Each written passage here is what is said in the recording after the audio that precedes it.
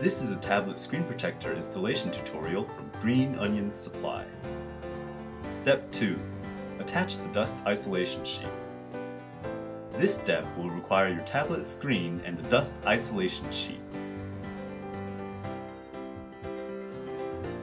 Remove the clear dust isolation sheet from its yellow paper backing.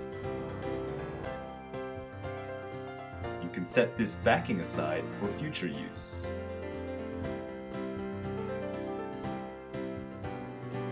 Now, lay the dust isolation sheet down onto the screen, the sticky side touching the screen and covering it completely. Push out any larger bubbles that form towards the edge of the screen to remove them.